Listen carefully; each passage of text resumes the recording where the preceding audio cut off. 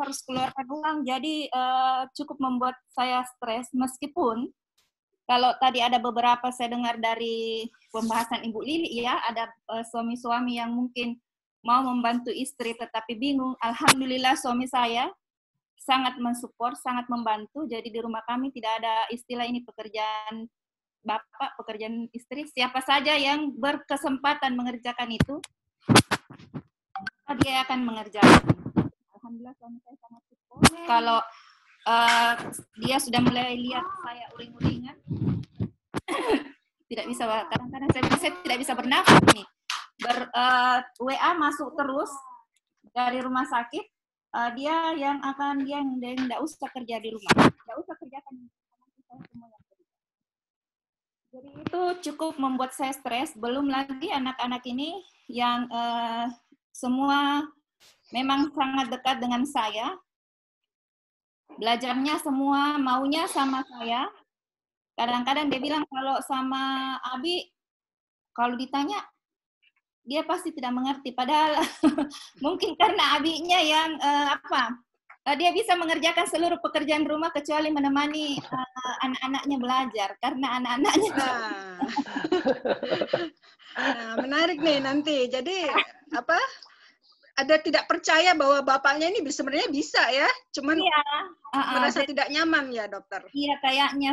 Biasanya juga kalau kebetulan anak saya sekolahnya di SDIT, sekolah Islam terpadu, jadi kadang-kadang mereka cerita misalnya tentang kisah-kisah Nabi atau apalah, pada bapaknya cerita juga, dia bilang itu bukan kompetensi Abi. Kita tidak tahu sejarah-sejarah Islam. Jadi itu. Oke. Ya.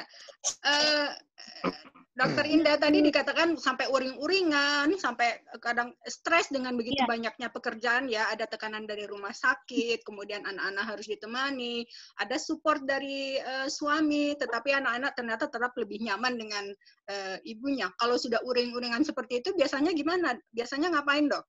Ya, kalau saya uring-uringan, begitu saya biasa berusaha meninggalkan sejenak anak-anak, atau saya tuh karena suka makan, suka ngemil, saya pergi mengunyah atau memasak supaya uring-uringan saya berhenti, atau saya membuka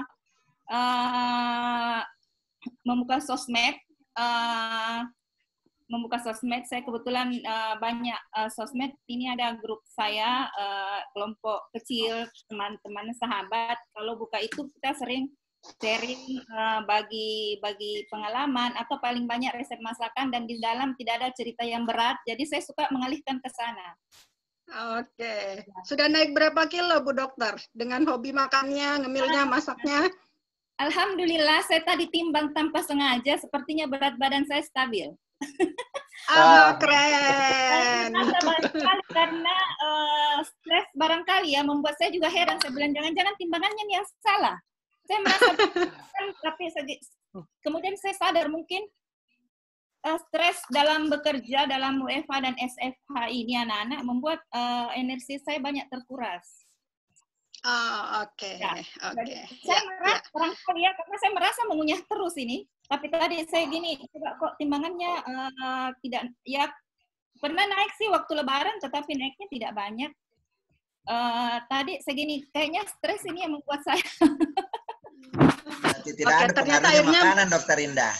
Iya, tapi positifnya ternyata stres itu membantu untuk menjaga kestabilan berat badan. Iya. Ya. Oke, kita hold dulu di situ. Mulai muncul kepalanya Umi Popkro. Halo. Oke, saya coba ke Ibu Farida Aryani nih dengan YouTubernya, bisa diaktifkan dulu.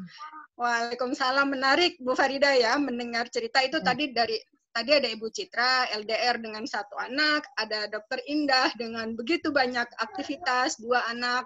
Bagaimana Dokter Indah juga deal dengan rasa uring-uringan, bagaimana mengelola stresnya. Kalau Ibu Farida Aryani nih, tadi kan ada Keisha, ada Dimas, kemudian ada Villa. Tapi kita sama Bu Lili juga kita lihat Villa nih, sang YouTuber ini gimana sih? Gimana suasana WFH dan SFH di rumah? Bisa di-share ke kita nggak, Iya. Bu Ida, dengan 3 anak yang ada di rumah? Baik, terima kasih Bu Ida. Salam kenal untuk semua. Sebuah kehormatan bisa diundang sharing di sini. Kalau bicara profil keluarga selama WFH dengan SFH, saya kira masing-masing punya cerita ya, dan mungkin ceritanya unik-unik semua. Kalau kesan pertama semenjak WFH itu, kalau untuk saya sendiri, ya saya ini tipe orang yang bekerja, tapi saya jarang bawa kerjaan ke rumah, di rumah gitu loh. Selama ini saya selesaikan di kantor, setelah itu saya punya waktu jeda berapa jam menyelesaikan pekerjaan kayak menulis paper atau misalnya riset, itu saya kerjakan semua di luar. Sampai di rumah saya full untuk keluarga. Nah, selama WFH ini kan saya semua harus dibawa ke rumah. Jadi sempat di minggu-minggu pertama itu saya butuh adaptasi. Itu yang pertama. Kalau untuk anak-anak, kesan pertamanya mereka semua tepuk tangan pada saat pertama diumumkan untuk SFH. Mereka tepuk tangan, yeay kita liburan, gitu katanya. Tapi itu nggak bertahan lama, karena setelah 1 minggu mereka sudah mulai, kok kita nggak boleh keluar rumah Bunda, dan sebagainya. Nah, di momen itu saya diskusi berlima di rumah. Saya sampaikan apa yang sedang terjadi dan kita harus ngapain setelah ini. Jadi masing-masing punya, saya dari awal tipenya nggak kamu harus gini nak, kamu harus gini nak, enggak. Jadi saya tanya, sekarang maunya kita ngapain ya selama ini?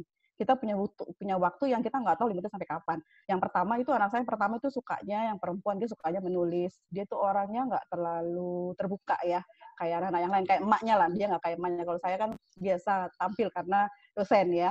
Sementara anak saya pertama tuh orangnya agak cenderung tertutup. Biasa kadang-kadang dia di lantai 2, kalau mau ngomong sama saya dia WA, dia SMS, itu yang pertama. Kalau yang kedua itu uniknya dia sebenarnya sekolahnya di kelas unggulan. Kemarin terakhir itu dia di kelas unggulannya itu bahkan hari tanggal merah pun dia harus kerja tugas, hafalannya banyak. Sementara anak saya cowok itu dia nggak terlalu suka menghafal. Dan ada beberapa orang tua yang menghubungi saya, katanya banyak stres karena anaknya terlalu banyak tugas. Saya sampai berpikir, saya bilang, apa saya yang nggak paham ya anak saya, kok apa bisa jadi anak saya stres juga.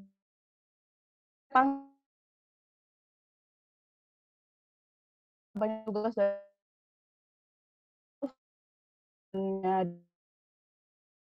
banyak ya anak-anak Bunda, itu kan mamanya yang saya kan baik-baik.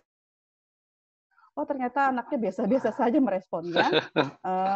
Ayahnya sempat khawatir karena anak ini gamer ya, dia suka main game gitu. Sempat kita pakai strategi, misalnya pertamanya handphonenya kita ambil, kita buat aturan jamnya seperti itu.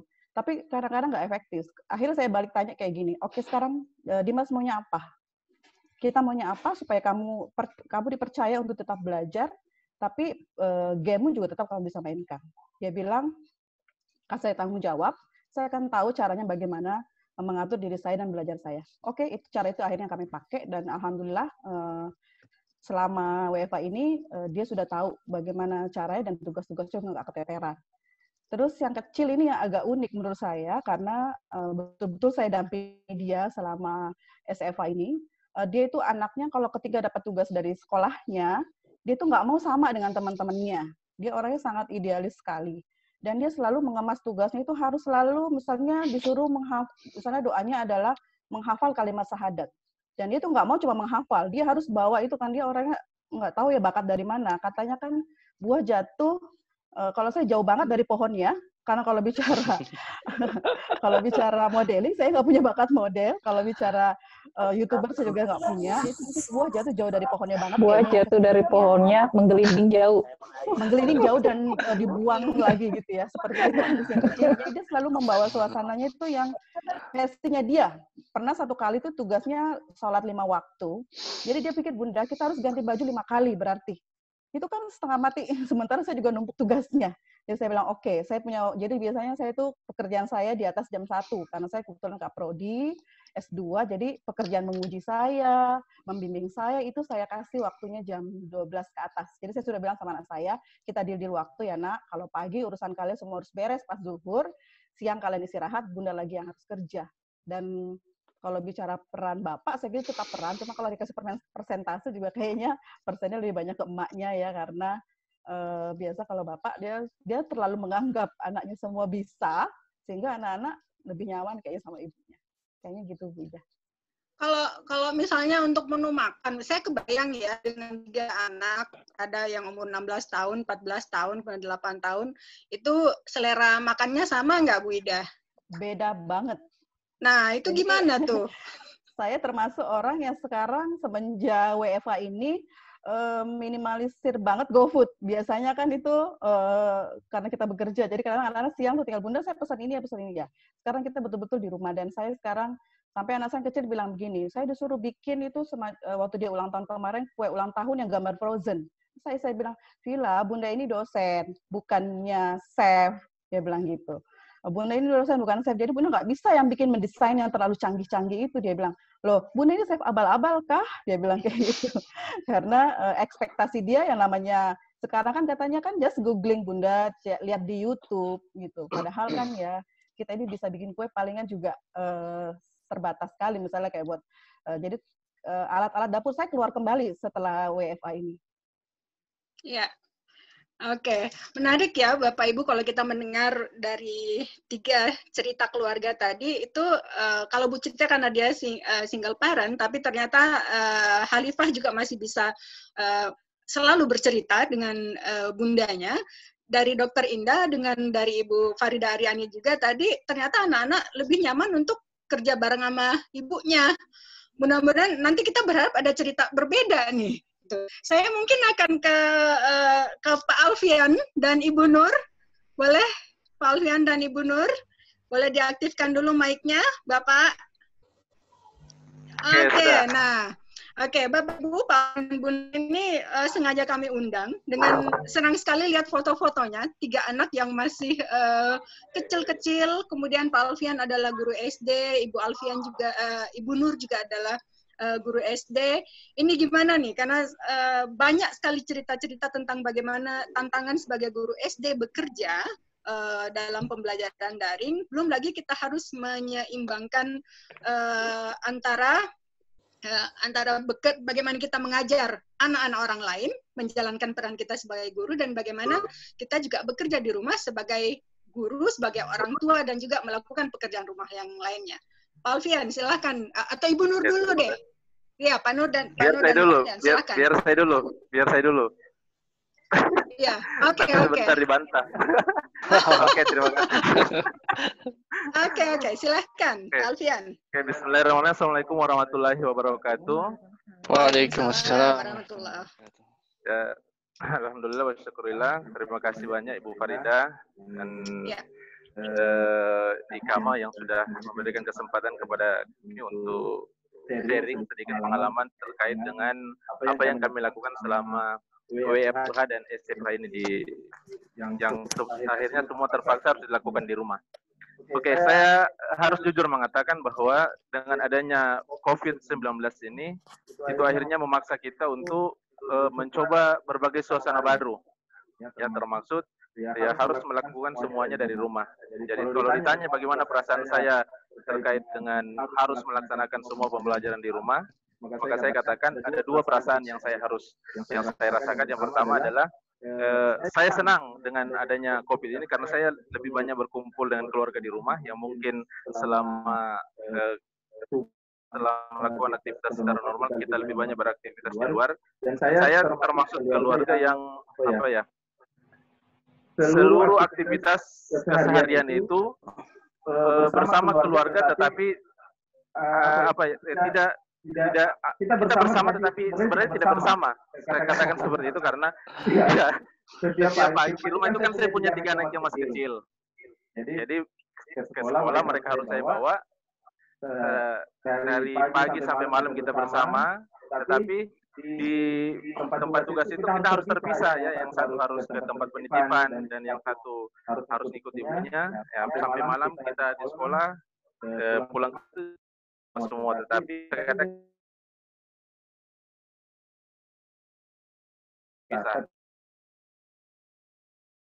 bisa jadi lebih sering berkumpul di rumah dan alhamdulillah semua bisa menjaga seperti biasanya. Nah, Ya, Pak Alfian. Ya. Bentar, Pak Alfian pakai 2 akun ya? Dia Iya. agak eko. Dia agak saling, eko, kita kenal dia. saling baku baca, Ki. Mungkin matiin satu, Pak. Dimatikan, mungkin bisa dimatikan dulu satu. Oke. Feedback. Itu yang senangnya di situ. Karena kenapa? Karena saya bisa berkumpul dengan keluarga, membimbing mereka, mendidik mereka yang masih kecil-kecil, ya, yang tadinya mereka itu besar di jalan, kalau saya katakan seperti itu, karena jarak rumah dengan tempat tugas itu lumayan jauh, 20 km. Ya, saya tinggal di Patalasang, Goa. Jadi, alhamdulillah dengan adanya COVID ini, jadi mereka itu lebih leluasa tinggal di rumah. Jadi pagi-pagi sudah tidak masuk ember, tidak masuk baskom dimandikan, ya, karena sudah sholat subuh. Selama sekolah itu, ya, yang masih baby, yang masih kecil-kecil itu sudah mandi semua subuh-subuh. Jam 6 pagi itu kita sudah berangkat ke Makassar untuk mengajar. Nah, tapi dan di rumah tidak ada juga. Yang ada asisten rumah tangga nggak, Pak? Tidak ada asisten ya. Rumah jadi tangga. Berdua ya? Jadi, berdua. Oke. Berdua. Jadi pagi-pagi itu bayinya nempel semua dan semua alhamdulillah besar di jalan. Ya. Nah, kemudian yang stresnya juga ya setelah masa COVID ini kami harus melaksanakan pembelajaran sepenuhnya dari rumah, ya. Dan yang jadi masalah adalah ketika saya harus menghadapi jumlah siswa saya yang cukup besar, ya, karena di kelas saya itu lumayan besar, 42 siswa yang harus saya layani mereka belajar dari jarak jauh, ya, di mana kita tahu bahwa kemampuan siswa itu kan berbeda-beda, ya, bahwa saya harus melaksanakan pembelajaran dengan daring, artinya seluruh fasilitas itu harus mendukung. Dan ternyata memang ya kalau dari segi pemanfaatan teknologi orang tua saya alhamdulillah semua sudah punya HP, ya, sudah punya HP, tetapi yang jadi masalah adalah ketika saya harus melaksanakan pembelajaran daring itu, menentukan waktunya harus mengumpulkan 42 siswa, misalnya saya harus bertatap muka dengan Zoom dan lain sebagainya, itu ternyata tidak semua bisa hadir. Ya, misalnya 42, syukur-syukur kalau bisa hadir sampai 20 orang. Jadi yang selebihnya itu artinya dia tidak mengikuti pembelajaran secara langsung pada hari itu. Akhirnya ya tidak efektif juga jadinya karena pembelajaran yang harusnya mereka ikuti pada saat itu bersama. Banyak alasannya, ya, kenapa mereka tidak bisa hadir. Mungkin karena HP yang dipakai itu satu, ya, akhirnya rebutan antara mama dengan anaknya. Mamanya harus ke tempat kerja sementara anaknya harus belajar di rumah misalnya, kan, seperti itu. Ataukah ada kasus juga bersaudara, jadi dia mau belajar daring, yang satu kelas sekian, yang satu di kelas saya sama-sama belajar daring tapi waktunya sama.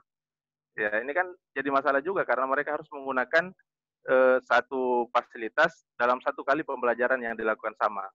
Nah, ini yang jadi. Iya, ya. Sebelum saya bertanya ke Ibu, ini lebih pusing ngurusin siswa-siswa Bapak yang yang jumlahnya 42 orang itu, atau ngurusin yang 3 di rumah, Pak? Selama WFH dan SFH dulu. ini. Saya masih cerita dulu. Jadi masalahnya belum sampai di situ. Jadi saya sudah pusing memikirkan yang 42 ini, ya, sebagai guru. Belum lagi saya harus bertindak sebagai guru di rumah.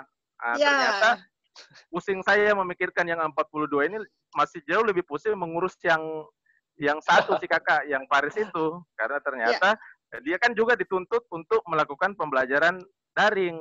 Ya, satu sisi saya harus melayani yang 42, satu sisi juga saya harus melayani kakak Paris yang juga harus belajar daring. Dan ternyata ini agak susah juga, ya, karena anak-anak utamanya kakak Paris yang masih umur kelas 2 SD itu dia menjadikan gurunya sebagai satu-satunya yang benar.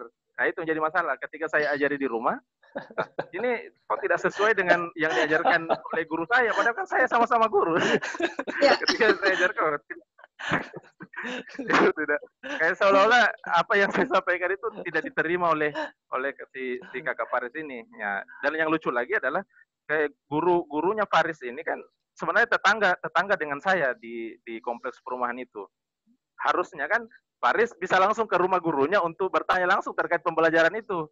Tapi kalau kakak Faris disuruh ke rumah gurunya langsung bertanya, dia bilang, enggak, sekarang itu zamannya pembelajaran harus lewat HP, katanya. Padahal tetangga, ya, dekat rumah. Padahal tetangga. Kalaupun dia ke rumah gurunya, maksudnya berkesempatan ke rumah gurunya, itu dia tidak belajar, tapi main sama anaknya gurunya. Jadi seperti itu modelnya. Jadi kita memang agak lucu-lucu juga dengan adanya COVID ini. Di satu sisi kita senang, tapi di satu sisi juga membuat kita agak sedikit ya kewalahan karena itu ya tingkah-tingkah anak yang seperti ini yang membuat kita juga pusing sendiri. Bahkan ada mertua saya mengatakan seperti ini, kamu tuh kok bisa memintarkan anaknya orang tapi mengurus anakmu sendiri, itu kayaknya kamu seperti pusing sendiri ya, seperti itu kondisinya. Jadi iya, saya kira seperti itu mungkin nanti ditambahkan oleh istri Ibu saya. Nur, ya silahkan. Ibu Nur juga kan guru ya di kelas atas, Bu Nur ya. Ya, halo. Bismillahirrahmanirrahim. Assalamualaikum warahmatullahi wabarakatuh.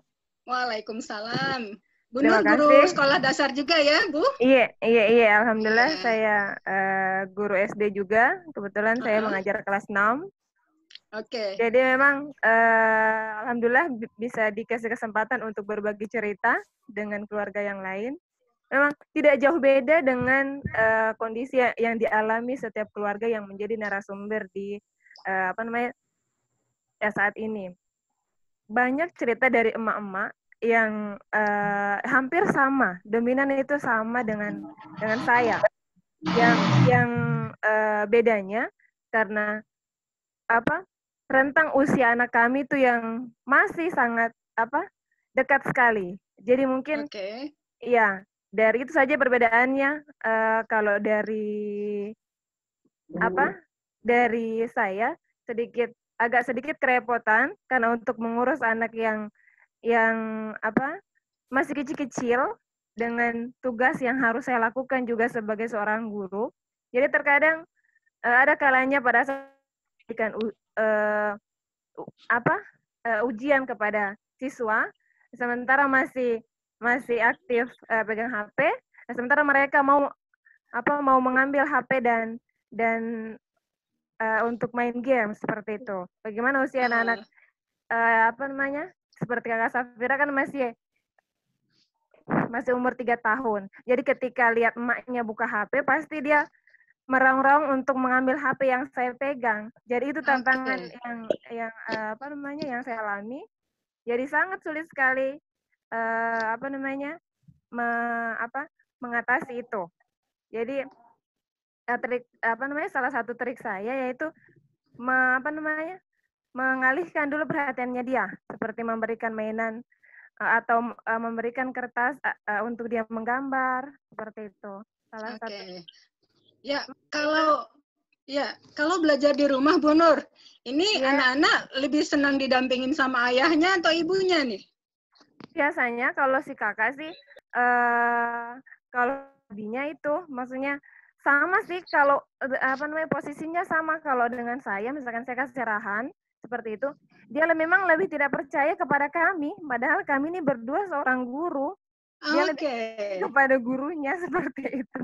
Bahkan dia biasa kalau kita kasih arahan jawabannya harus seperti ini, dia bilang, tidak Umi, guruku tidak menjelaskan seperti itu, seperti ini. Jadi dominan menurut pendapatnya dia ketika dia mengerjakan pekerjaan yang diberikan oleh gurunya.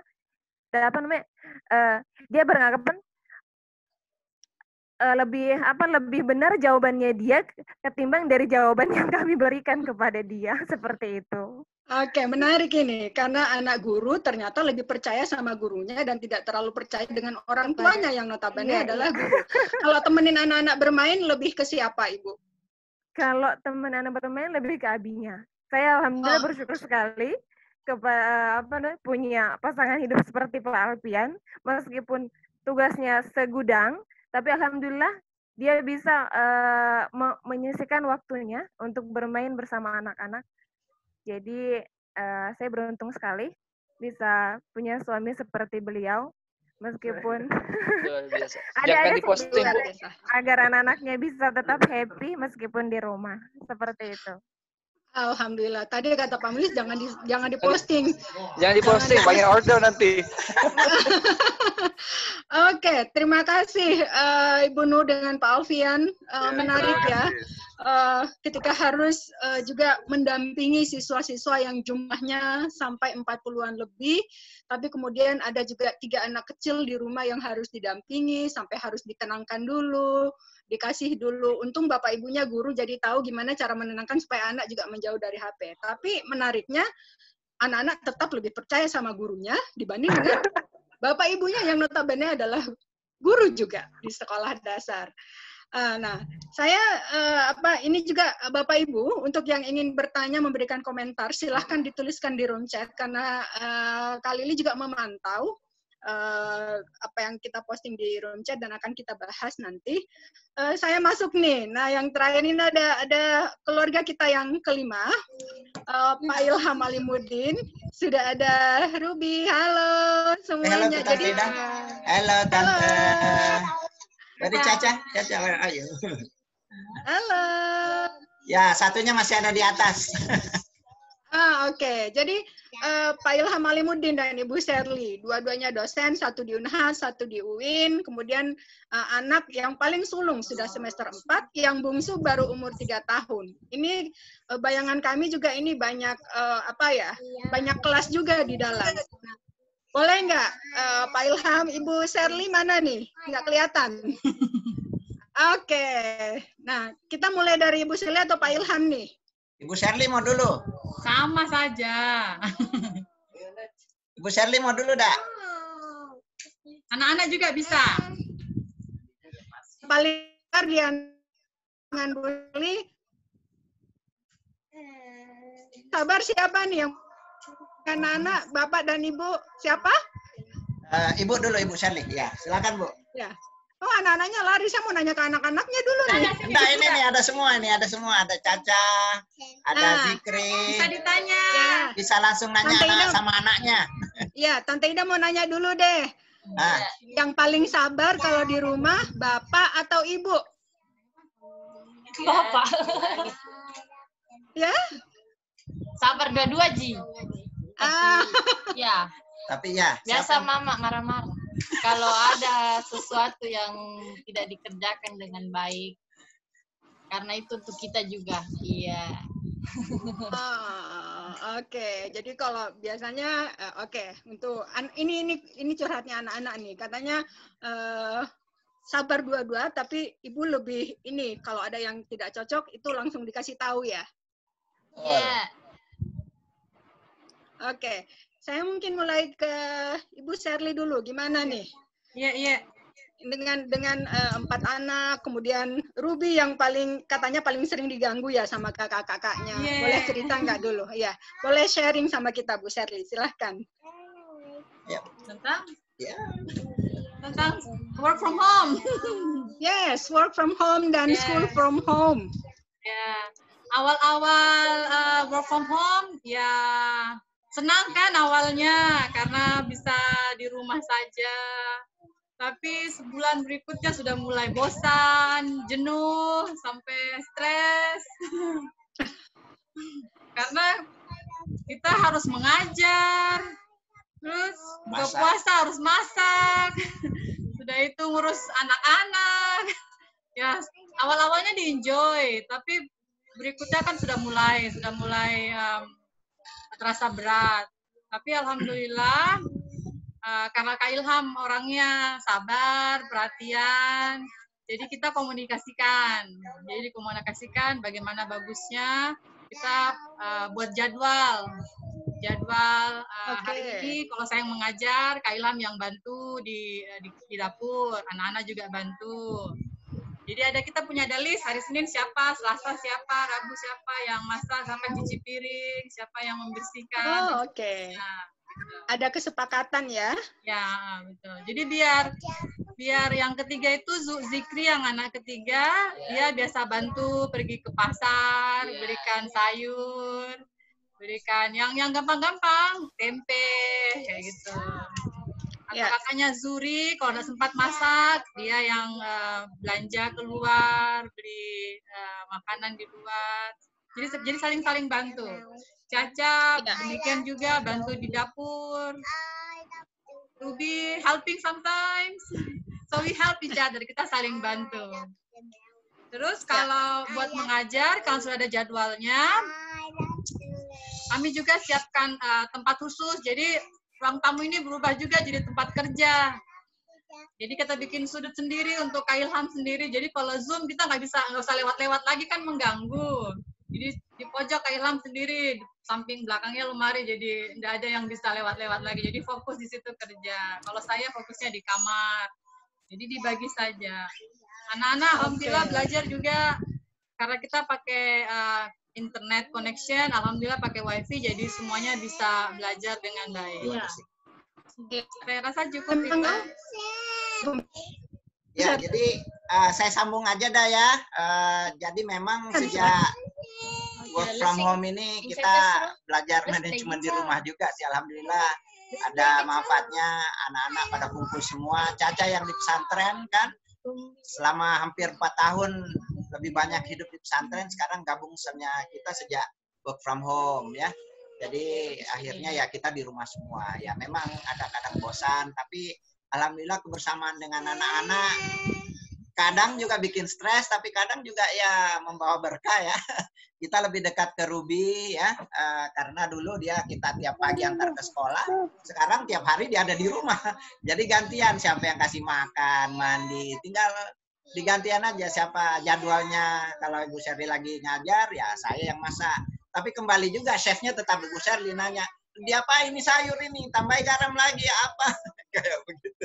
Jadi ya istilahnya there is always positive and negative of the WFH ini atau anak-anak juga school from home.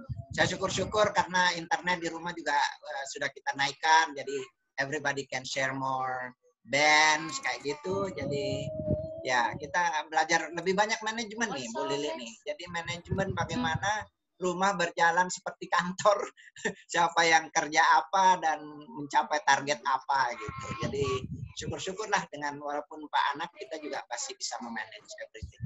Ya. Itu aja kali dah. Pernah stres nggak? Kak Ilham pernah stres nggak? Kalau tadi bilangnya stres, ngurus anak stres. Gimana kalau tidak stres? Masukin nilai. Bagaimana ini webinarnya Ikama tetap jalan? Belum lagi webinar-webinar yang lain, waduh kadang stres, tapi ya diambil enjoy-nya saja. Terkadang ya. Jadi ya ada kadang stres tapi ya kita lebih banyak enjoy. Anak-anak juga bisa salat bersama. Waktu Lebaran kita Zuhri yang imam, saya yang khutbah, terus Zikri yang jadi pembawa ini ya, gitu. Oke, gitulah ceritanya. Saya kalau saya mau melempar kepada Ruh Naras dulu, itu tantangan terberat apa sih? Sebelum saya serah ke Kak Lili, tantangan terberat apa sih yang paling dirasakan selama kita WFH dan SFH ini? Yang paling terberat siapa yang pertama? Apa tantangan yang terberat paling kita rasakan ketika menjalani WFH dan SFH, Pak Ibu? Untuk pekerjaan atau di rumah? Swasta, karena kan kita terkait dengan rumah. Apa yang paling terberat ketika kita menjalaninya? Silahkan, Aryan. Kalau untuk saya pribadi yang terberat itu adalah tetap produktif, menjaga produktivitas saya sebagai dosen. Gitu kadang-kadang saya mau menulis tuh susah karena biasanya butuh waktu dan itu tantangannya sih, sehingga harus ada waktu khusus untuk itu. Terus yang kedua, kalau untuk anak-anak tantangannya adalah kalau mereka mau ke mall, ya, misalnya mereka mau liburan, ya. Jadi saya rubah strategi di rumah. Jadi kan tempat kita kan itu aja tuh, ruang tamu, ruang makan, kamar. Jadi tantangannya adalah bagaimana menyulap ruangan untuk menjadi lebih menarik. Kemarin saya ini habis piknik satu rumah, tapi di garasi mobil pikniknya. Jadi barbekyuan di rumah, tapi gede di garasi mobil. Terus yang kedua, kalau kita jalan keluar, saya bawa mereka keluar, tapi hanya melewati tempat-tempat yang mereka suka. Kayak di mall, tapi cuma lewat aja gitu loh. Mereka sudah senang pulang, dibelikan jajanan, dia selesai. Yang paling terasa sekali sulitnya adalah kalau misalnya nanti new normal, itu anak-anak sekarang sudah nggak mau ke sekolah, gimana itu? Mereka sudah sangat nyaman di rumah, dia bilang, Bunda bisa kan di rumah saja. Nah, itu PR kita bersama orang tua ketika anak-anaknya sudah sangat nyaman berada di rumah. Terima kasih, Wida. Oke, jadi produktivitas dan bagaimana membuat anak-anak tetap nyaman ya di rumah. Sambil memikirkan nanti ke depannya gimana. Bu Citra, silakan. Tantangan yang paling terberat, singkat Bu Citra. Berat, ya sama sih, produktivitas mandek karena di kepala itu rumah itu adalah tempat untuk tidur, untuk istirahat, untuk ngedrakor dan sebagainya. Jadi ketika harus dipakai buat kerja berat, produktivitas hilang langsung, idenya hilang. Kalau menyangkut Khalifah, untuk menyangkut Rasya, keluhan terbesar dia sekarang adalah dia bukan bosan, dia merasa kesepian. Karena biasanya dia ada teman-teman mengaji, teman-teman buat ekskulnya, hafalan dan sebagainya. Jadi sekarang dikit-dikit ada aja yang dia lakukan, tapi tidak video call. Karena dalam keadaan LDR-an itu pun kami tidak setiap saat telepon-teleponan. Harus minta izin dulu. Dia harus nanya dulu ke saya, Bunda, boleh nggak video call? Dan saya juga seperti itu. Kalau dia nggak mau di video call, ya nggak.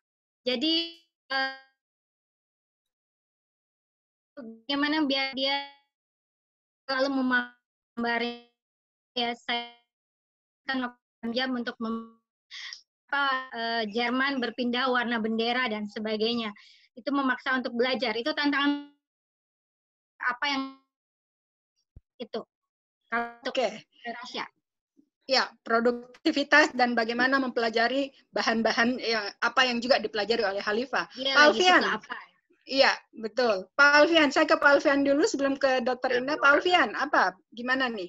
Tantangan, singkat Pak. Tantangan saya selama yang saya rasakan yang paling urgent selama WFH ini adalah meyakinkan bahwa siswa saya itu tetap belajar dan mereka tetap aman berada di rumah.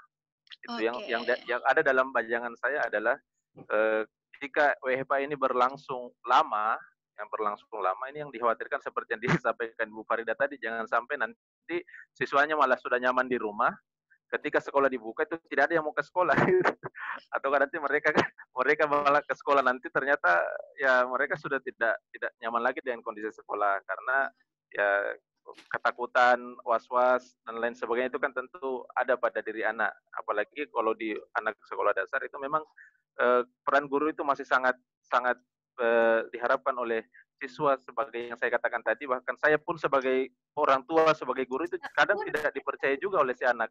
Dia lebih percaya kepada gurunya. Itu yang saya pikirkan bagaimana konten yang seperti apa sih yang sebenarnya dibutuhkan oleh anak ini, karena mereka berada di rumah tentu hal-hal yang berkaitan dengan life skill itu yang tentu lebih diutamakan. Ya, itu. Dan masalahnya adalah kita harus membimbing semua itu dari jarak jauh. Saya kira itu. Ya. Baik, terima kasih. Dr. Indah? Iya. Ibu, iya, silakan. Tantangan Ibu, singkat. Ya. Tantangannya ini karena kebetulan anak saya dua-duanya sekolah di sekolah Islam dan anak saya yang pertama itu menghafal Al-Quran. Tantangannya sekarang hafalannya mandek karena tidak ada guru yang mendampingi, ustazah yang mendampingi. Saya yang mau mendampingi tidak percaya, saya jelek. Jadi hafalannya sekarang mandek. Anak saya yang perempuan yang pertama, kemudian yang laki-laki juga disuruh belajar wafa. Saya minta belajar wafa, dia bilang, Umi nggak bagus baca wafanya, nggak tahu mengaji. Dan malah yang bungsu ini, saya udah pasrah, dia malas telekonferensi. Bapak abinya bilang, ya sudahlah kalau dia tidak mau telekonferensi, dia juga, memang umurnya sih sebenarnya baru 6 tahun, belum usia sekolah. Jadi saya biarkan saja dia berkreatif, mendapat ilmu yang lain. Dia dapat ilmu lainnya dari YouTube. Iya, saya ingat ada satu curhat anaknya Dr. Indah itu ngomongnya kayak gini, Umi tidak pantas jadi guru. Ya. itu ada salah satu pointer yang dipelajari oleh Dr. Indah sampai anaknya juga bicara. Jadi memang ada sisi nyaman yang juga dan juga ada titik di mana anak juga ternyata membutuhkan gurunya, dokter ya. Iya, dia bilang Umi tidak pantas jadi guru. Dia tidak tahu kalau saya guru mahasiswa.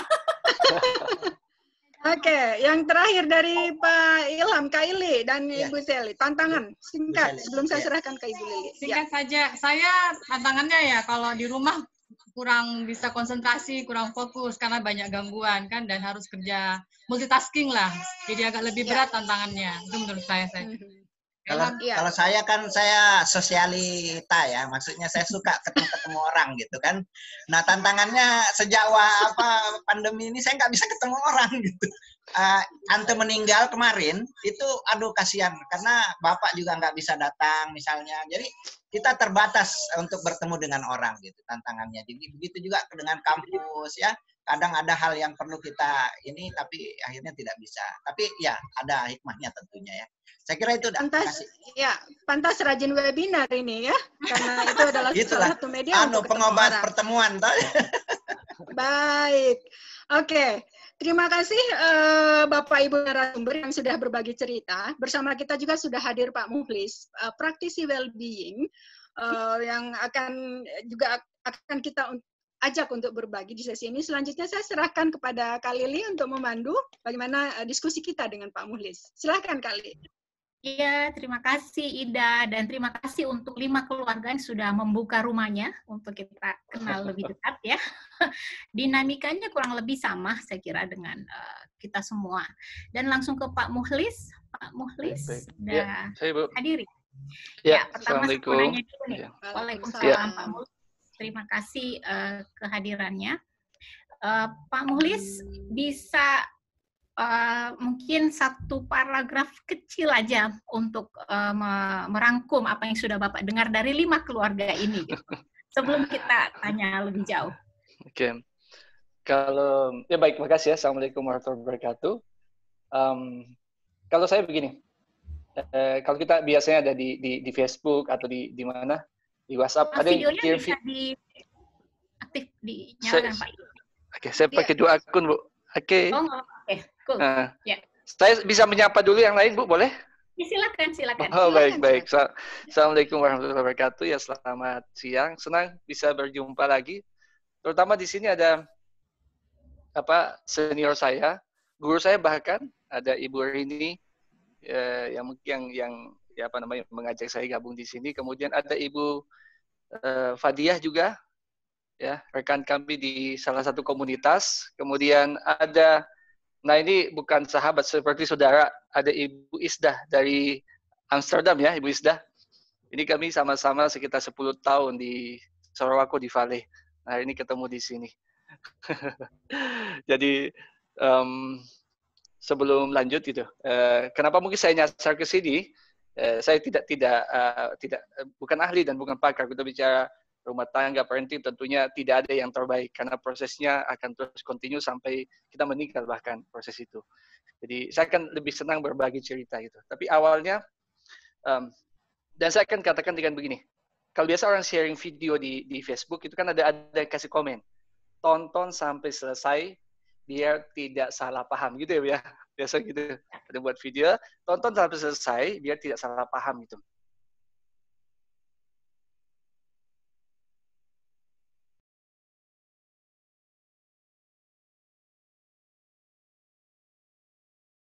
Ada tadi yang sharing tentang drama Korea ya. Kalau kita nonton di awalnya gitu kan, terus penuh dengan kesedihan gitu ya. Tapi kalau kita nonton sampai selesai, insya Allah endingnya pasti happy ending gitu. Nah kadang-kadang kita melihat hidup kita itu penggalan-penggalannya saja kok susah sekali dan sebagainya. Padahal ujungnya kehidupan kita Allah atau Tuhan izinkan kehendaki pasti untuk sebuah kebaikan, kebahagiaan, happy ending pasti, termasuk situasi saat ini. Kalau kita lihat mungkin banyak orang yang depresi, stres dan sebagainya. Tapi yakinlah bahwa ini sebuah skenario hidup kita yang sudah by design oleh pencipta kita, dan tugas kita ada sebagai seorang aktor. Ikuti saja apa yang sudah dituliskan oleh seorang sutradara tentunya. Nah, sebelum lanjut gitu, dulu saya professional nurse, kemudian saya masuk di PT Vale, mungkin sebagian kenal di Sorowako. Kemudian awalnya, jadi saya cerita pengalaman hidup saya gitu. Tugas saya itu membackup pekerjaan eksplorasi nikel di PT Vale. Jadi site-nya itu di Sulawesi Tenggara Tengah, sehingga waktu itu saya sudah LDR sama istri saya. Jadi saya harus bekerja di pulau, di hutan 2 bulan baru balik lagi. Karena 3 bulan baru pulang lagi. Jadi sudah merasakan bagaimana jauh dari pasangan gitu. Itu memang sangat berat sekali. Setelah itu masuk ke saya dipromosi, naik ke manajemen, kemudian terakhir saya sebagai manajer di Vale. Nah, ya tanggung jawabnya berbeda lagi. Ringkas cerita, istri saya ini PNS, guru bahasa Inggris, PNS golongan 3C. 5 tahun lalu saya minta resign. Dan alhamdulillah dengan ini, dengan tanpa paksaan dia pun resign, dan hari ini bisa menjalani kehidupan dengan baik, alhamdulillah. Kemudian saat ini kami punya anak 3, jadi usia 8 tahun, 6 tahun sama 7 bulan. Nah, ada satu hal yang menarik dari yang mungkin sebagai satu pembelajaran buat saya dan mungkin Bapak Ibu di sini, yaitu apa? Anak saya yang 8 tahun ini kelas 2 SD. Tapi semenjak kelas 1 SD, semenjak sekolah, dia homeschooling. Homeschoolingnya mungkin siapa ada butuh nanti itu. Jadi ketika masuk di pandemi COVID-19 ini, banyak orang tua di beberapa sesi-sesi yang saya itu ya seperti cerita tadi gitu, banyak yang mengalami orang tua guru tapi kurang di apa namanya tidak di hadapan anaknya dia ternyata bukan siapa-siapa. Mungkin dia hebat di sekolahnya, tapi hadapan lagi dia bukan siapa-siapa gitu kan. Nah, yang menarik anak saya alhamdulillah ini dia homeschooling, jadi kerja atau sekolahnya pakai aplikasi sudah, sehingga begitu pandemi ini hampir tidak ada masalah yang berarti. Artinya dia sudah bisa menyesuaikan. Dan dari sanalah saya mungkin banyak berbagi dan bahkan belakangan saya menangani beberapa klien, termasuk ternyata kalau dari cerita tadi bahkan beberapa klien saya banyak anaknya yang depresi. Dalam salah satu kabupaten kemarin, anak-anak itu banyak depresi, bukan cuma stres tapi depresi karena mereka merasa bosan di rumah. Nah, ini masalah baru. Kemudian kalau ada sebagian orang tua atau keluarga yang begitu senang di rumah, tapi sebagian orang justru bahkan tingkat perceraian itu meningkat saat mereka ada di rumah. Nah, dan beberapa masalah lain. Jadi saya ingin mungkin mengawali sebelum saya kembali ke Bu Lili bahwa kita tonton skrip dari film kehidupan kita secara utuh. Kita pasti akan melewati gelombang-gelombangnya, tapi gelombang apapun yang kita lewati, kalau kita bisa mengambil hikmah, kita akan lebih kuat di sana. Itu mungkin poin awalnya, Bu. Ya, saya kembali ke Bu Lili. Ya. Baik, Pak Muhlis. Jadi teman-teman, kalau ini drama Korea, kita sedang masuk di episode ketika sebuah virus menyerang kita semua, ya. lagi tegang-tegangnya ini episode. Tapi masih ada 15 episode lagi. Kalau Korea kan panjang nih, Pak. Ada yang 160, 25 gitu ya. Sekarang, Pak, saya pengen menggarisbawahi satu hal yang kelima keluarga tadi utarakan. Ini soal trust atau kepercayaan. Karena tiba-tiba di dalam rumah, orang tua itu tidak dipercaya oleh anak sebagai pengajar. Dia dikenal dan dipercaya sebagai orang tua yang merawat, membimbing, mendaftarkan sekolah, menanyakan sudah sholat, tidak berkomunikasi sangat detail tentang pelajaran. Nah, begitu study from home, working from home, masalah percaya ini nih yang jadi salah satu persoalan hampir semua keluarga, kecuali yang punya pengalaman homeschooling seperti Bapak. Strateginya apa nih yang bisa Bapak bagi? Oke, sebelum strategi ya, memang tantangan hidup kita setiap orang itu adalah orang yang paling dekat dengan kita. Kita mungkin bisa meyakinkan orang di luar sana, tapi kita butuh extra effort untuk bisa meyakinkan orang terdekat kita. Dan ternyata kalau saya kembali ke konsep Islam gitu ya, memang tantangan dakwanya Nabi Rasul itu adalah orang terdekatnya, Nabi Nuh, Nabi Lut gitu. Sehingga yang harus kita upayakan lebih daripada ini adalah bagaimana meyakinkan orang di dekat dengan kita bahwa kita layak jadi panutan. Saya ingat saya copy sebuah pernyataan dari Stephen Covey bahwa ada peran orang tua yang paling besar itu adalah membangun keakraban dengan anaknya, dengan familinya. Yang kedua adalah membangun keteladanan. Nah, kita kan kadang ingin dipercaya oleh anak kita dalam hal ucapan kita. Biasa tantangannya di sini karena kita ingin dipercaya dalam hal ucapan kita. Tapi apakah kita sudah layak untuk menjadi teladan anak kita? Karena yang kalau seseorang bukan hanya kita. Seseorang bisa trust dengan kita ini memang bisa trust dengan kata-kata, tapi jauh lebih powerful atau tantangan meyakinkan orang itu adalah bukan ketika kita sudah dekat, itu adalah keteladanan. Maka yang harus dibangun setiap membangun keteladanan di tengah keluarganya, bukan membangun kata-kata. Kalau di hadapan mahasiswa gitu kan, kita bisa memilih teknik komunikasi apa, karena mereka tidak tahu siapa kita, di balik ini kita siapa. Tapi di rumah semua teori itu hilang.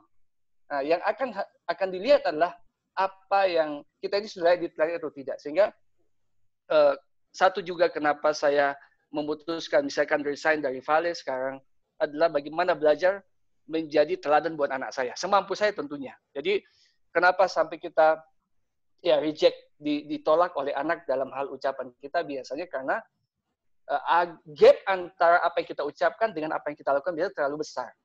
Ketika kita membangun keteladanan apa yang kita ucapkan juga seperti itu atau mirip lah dengan apa yang kita lakukan, insya Allah secara unconsciously anak-anak kita bisa akan lebih percaya dengan orang tuanya. Begitu mungkin Bu ya poinnya. Ya, oke. Dan poin kedua yang mengemuka dari cerita 5 keluarga dan juga di ruang percakapan kita, ini soal bagaimana mengenali apakah diri kita ini sudah lelah secara mental gitu. Dan bagaimana mengatasinya. Karena ibu-ibu ini kan biasanya gimana ya, kalau kita mungkin curhat ke seorang teman atau ngobrol di ruang di grup WhatsApp gitu, tapi itu tidak menyelesaikan masalah karena itu hanya menjadi salah satu awal bahwa kita tuh perlu teman bicara.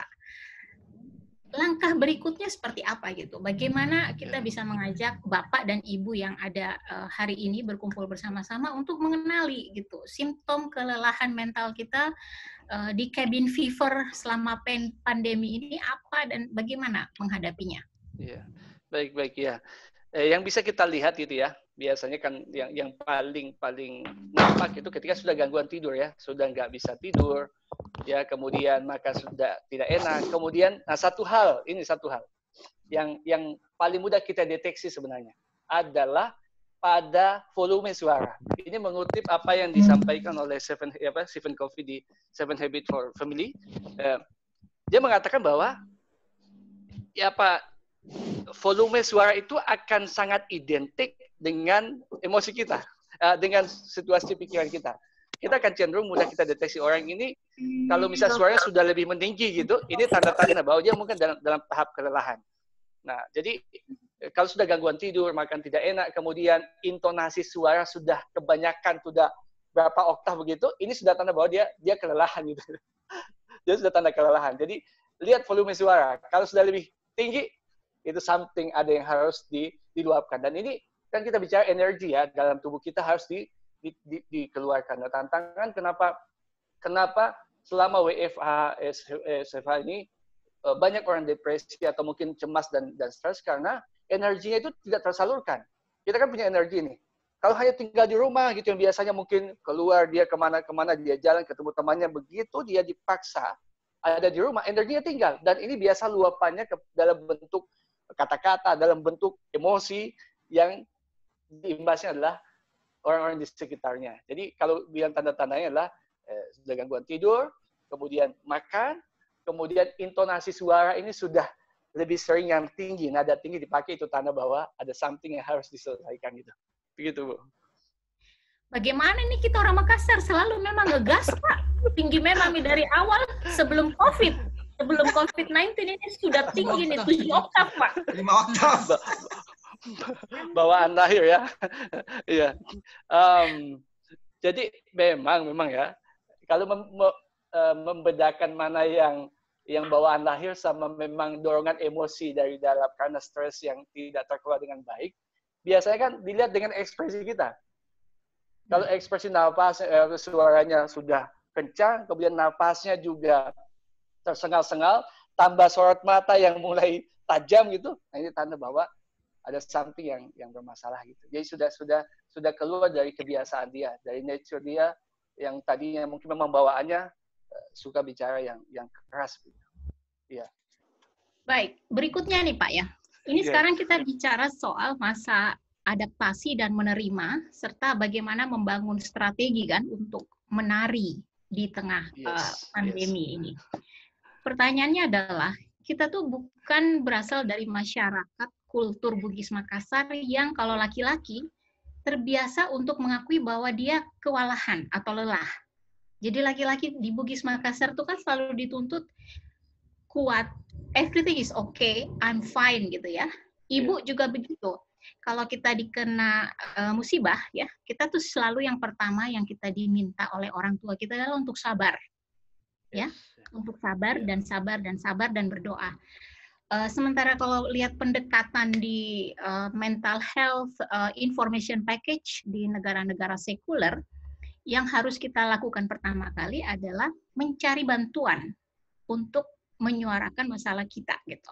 Nah, di kultur Bugis Makassar, kultur Indonesia, untuk berbagai lapisan sosial ekonomi kita ini, pengalaman dengan klien Pak Muhlis itu seperti apa sih kita menangani masalah kesehatan mental di tengah pandemi? Baik, baik. Ya, makasih banyak Bu. Saya ya salah satu ini juga ya. Awalnya sebelum pandemi ini kan jadwal kegiatan saya lebih banyak di luar rumah. Hampir mungkin separuh waktu saya itu di luar rumah, dari kota ke kota gitu. Terakhir kemarin saya ke Filipina untuk satu sesi sharing di sana. Balik itu langsung stay at home selama 3 bulan. Nanti 2 pekan lalu baru keluar dari rumah. Nah, apa yang saya terus pelajari dan saya temukan dari klien saya adalah tentang standar sebenarnya. Jadi kadang-kala kita membuat sebuah standar, kita membuat standar terlalu tinggi dan kita tidak fleksibel dengan situasi dan keadaan. Jadi penting memang pada satu situasi kita membuat standar yang tinggi, tapi kita perlu menyesuaikan dengan situasi dan keadaan. Ketika situasi berubah dan kita tidak fleksibel untuk merubah strategi kita, pasti akan terjadi masalah. Maka yang paling harus kita bangun adalah kemampuan kita untuk beradaptasi dengan apa? Fleksibel. Termasuk fleksibel adalah standar kita harus kita turunkan. Dan ini tentunya kalau kita bicara rumah tangga misalkan ya, ini kan proses yang tidak hanya kita menyatukan 2 orang manusia lalu punya anak dan kita jalan gitu.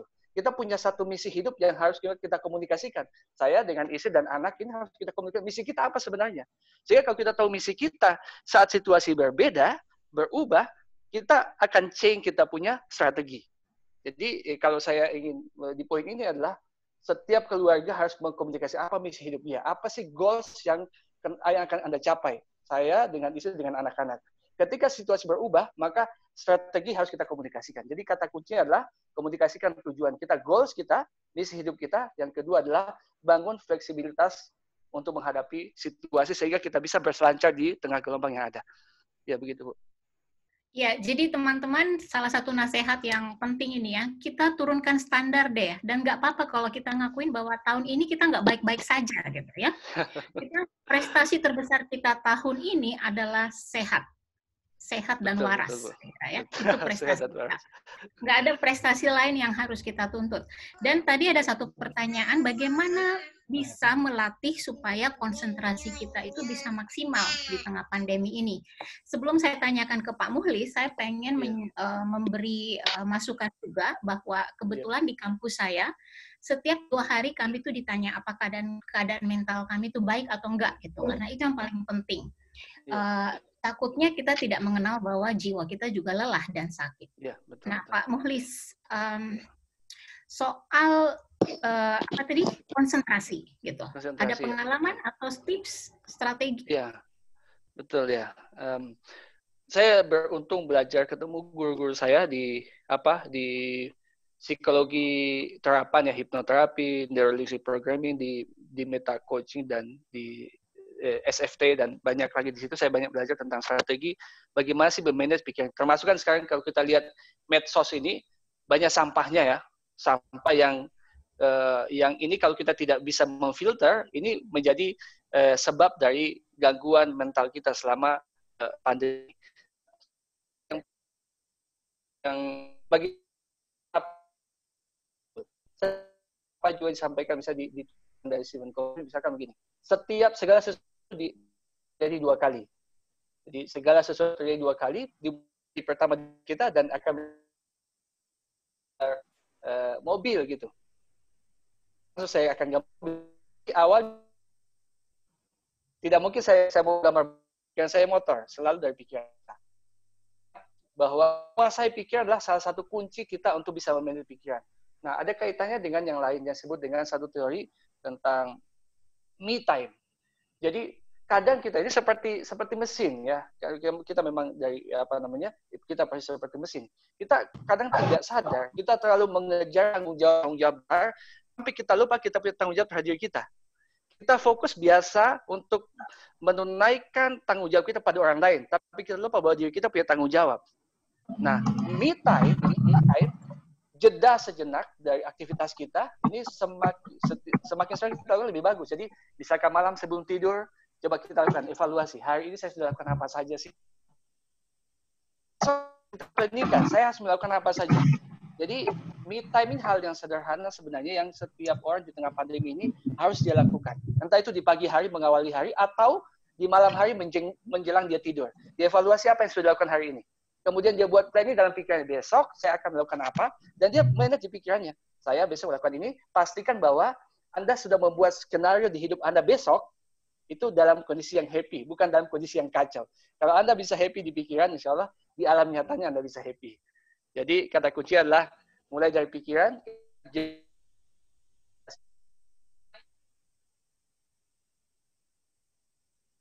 dan tidak itu.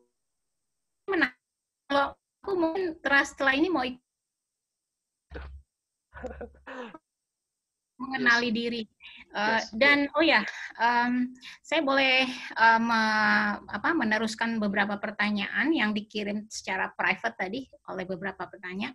Yang satu dari seorang bapak yang menanyakan bahwa tolong dong kita jangan dihakimi kalau tidak bisa membantu istri di rumah. Karena kita sebagai bapak ini kan bekerja keras di luar sana untuk menggaji pembantu yang membantu keluarga dan istri gitu loh. Jadi ini saya bingung katanya. Nah, saya mungkin karena latar belakang saya gender studies, saya pengen bilang bahwa di keluarga-keluarga Asia kelas menengah dan atas, memang support system itu kita bangun sedemikian rupa agar beban domestik perempuan yang bekerja itu ada yang mengambil alih gitu kan. Harga yang kita bayar untuk ART kita tidak semahal yang ada di luar negeri. Orang di luar negeri nggak mungkin punya ART, sehingga mereka mikir untuk menjalankan rumah tangga. Di Indonesia mungkin tidak. Nah, Pak Mukhlis, yang saya pengen tanyakan berikutnya adalah bagaimana membuat agar bapak-bapak ini bisa lebih menumbuhkan empati bagi istrinya, dan bagaimana agar bapak-bapak ini melihat agar momen pandemi COVID-19 ini harusnya bisa diambil sebagai hikmah untuk menguasai skill. Dan ini ada pertanyaan yang terkait juga bahwa apa sih yang bisa dimaksud dengan membagi beban kerja rumah tangga antara suami dan istri gitu. Ini lebih ke pengalaman kali ya. Betul Bu ya. Ini kompleks ini jawabannya. Pertama ya soal tadi ini bagaimana saling pengertian ya. Jadi kuncinya pertama komunikasi tentunya. Komunikasi antara kita dengan suami dengan istri, pasangan kita tentunya. Apa yang bisa, apa yang tidak bisa. Kemudian adalah kalau kita melihat sebenarnya kalau ada konflik dalam artian konflik kecil ya sampai konflik besar di rumah tangga, biasanya awalnya karena ada satu hal yang berbeda. Kalau dulu sebelum kita memutuskan menikah, itu kan tipikal kita adalah memberikan perhatian. Ya, hampir bisa dipastikan bahwa tidak mungkin seseorang itu menikah kecuali masing-masing memberikan perhatian. Nah, apa yang setelah menikah, ini angka sesuai akan berubah gitu. Kalau kita tidak sadari, apa yang terjadi? Kita mengharapkan pasangan kita memahami kita. Jadi kadang kita ada bahasa guru saya gini. Saya ini bukan paranormal yang mengetahui isi hatimu gitu, ngomong gitu. Jadi maksudnya adalah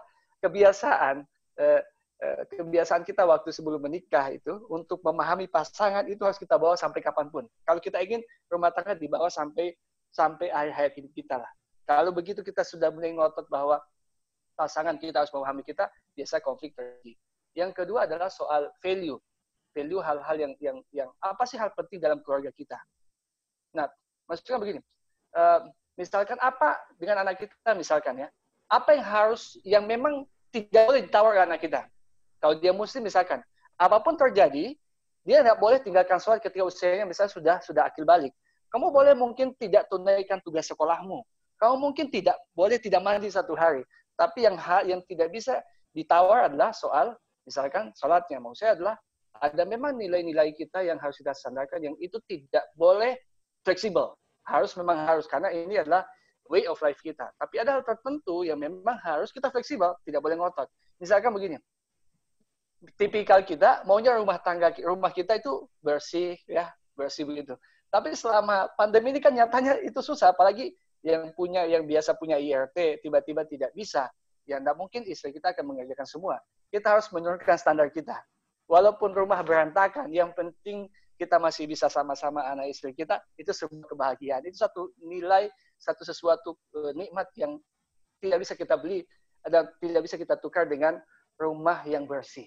Itu mungkin poinnya di situ, kalau terkait yang tadi, Bu. Baik, ada yang mau bertanya lagi? Sambil saya nyari-nyari lagi pertanyaan yang sudah dilontarkan di sini. Pak Ilham mungkin bisa bantu kalau ada yang angkat tangan atau pengen bicara langsung gitu ya. Di sini tadi ada pertanyaan lagi nih. Tadi Isda angkat tangan, Bu Lili. Oh ya, silakan. Isda. Isda ya? Ya. Ibu Isda ya. Ini sekalian kenalan Pak Muhlis. Saya dulu lama di Vale juga, Pak, tapi sebelum jadi Vale ya.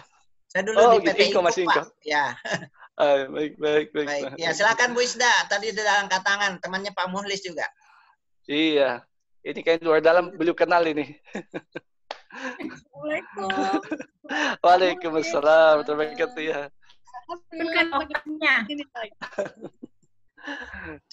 Senang ini ketemu Ibu Isda ya. Masya Allah. Iya, jadi tadi teman-teman bicara lima keluarga bercerita itu sebenarnya berbeda sekali dengan saya, karena saya malah langsung panik karena tiba-tiba seperti tidak tahu mengerjakan apa. Awalnya itu dari pekerjaan yang sangat rapat sampai saya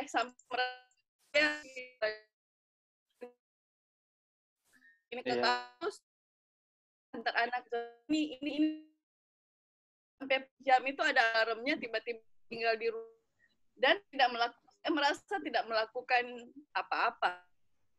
Seperti yang saya hadapi dan mengarah ke depresi karena saya merasa tidak melakukan apa-apa. Nah, yang pertanyaan pertama saya itu bagaimana berdamai dengan diri bahwa tidak melakukan apa-apa itu tidak apa-apa pada masa sekarang. Itu yang pertama. Yang kedua, saya sangat terbantu karena yang di rumah ini yang menjadi guru atau pengambil yang menjadi guru dan saya banyak belajar malah dari anak saya yang pertama. Karena saya itu tidak seperti ibu-ibu yang lain yang bisa membantu anak kecil. Saya tidak seperti ibu-ibu yang lain yang bisa membantu anak saya karena saya mempunyai keterbatasan bahasa. Nah, jadi kedua anak ini kan pakai bahasa Belanda. Jadi gurunya itu mengirim semua pelajaran ke saya dalam bahasa Belanda. Saya stres sendiri. Nah, jadi di rumah ini yang menjadi guru karena yang bisa mentranslate itu si kakak, kembali bebannya anak pertama ini menjadi besar. Jadi kalau misalnya yang lain bisa berbicara dengan anaknya, saya dengan anak saya ini sering berkelahi, apalagi kami cuma bertiga. Jadi selalu saya membagi dua pekerjaan rumah. Jadi kalau misalnya ada yang sudah misalnya saya cuci piring, dia membersihkan rumah, itu betul-betul rigid. Dia akan marah kalau misalnya Bunda nggak bisa minta dong.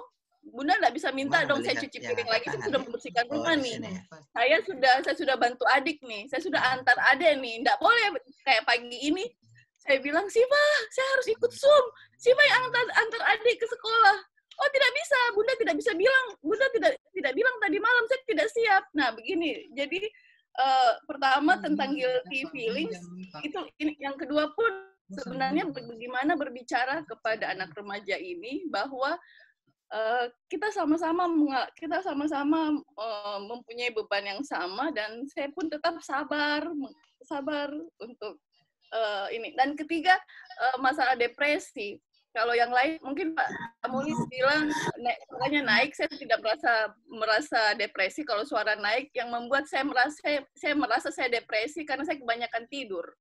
Apakah itu salah satunya juga ciri depresi? Saya rasa begitu itu aja. Ya, Bu Lili ada 3 yang angkat tangan, kita bisa lihat itu ada Ibu Nita, ada Widya, ada Ibu Sirma. Kita pilih yang mana duluan?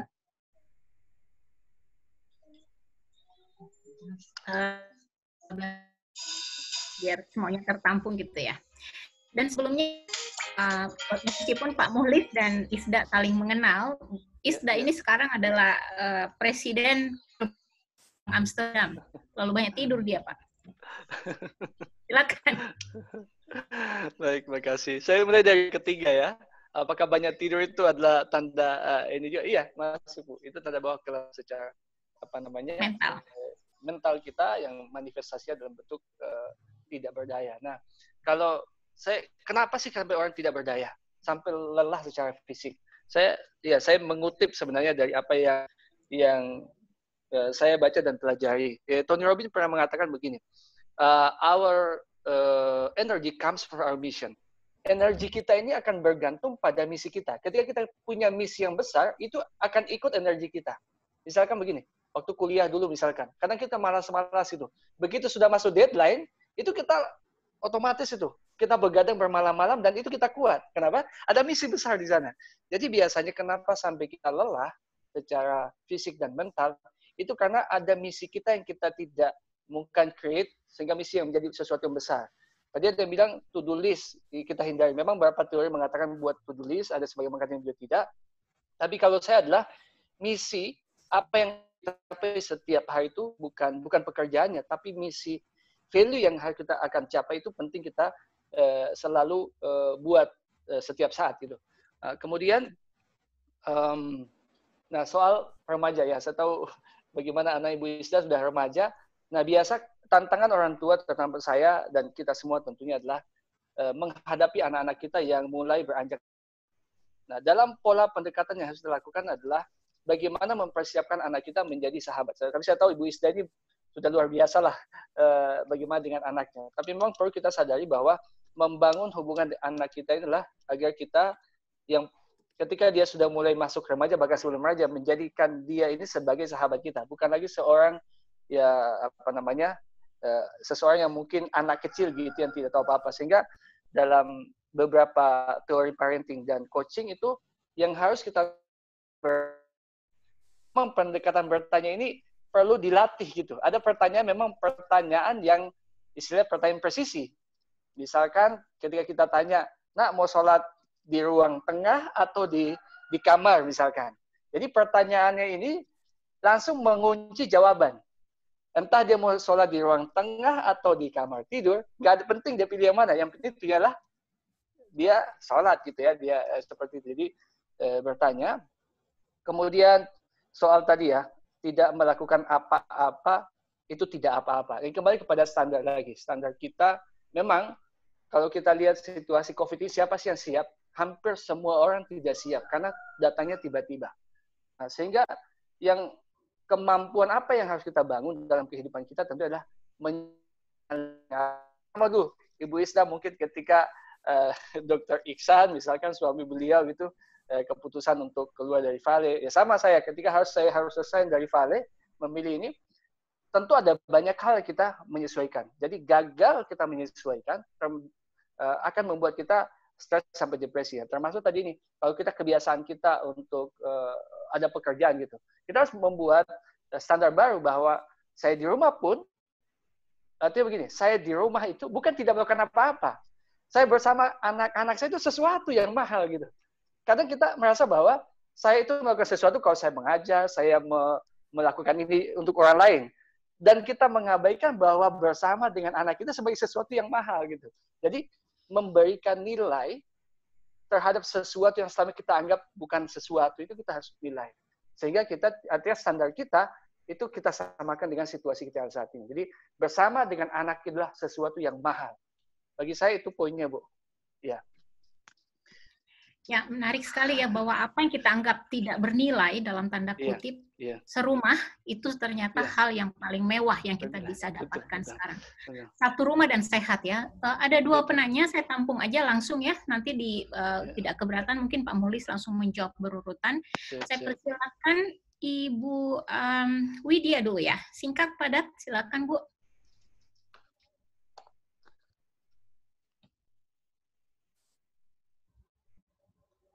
Halo, Assalamualaikum.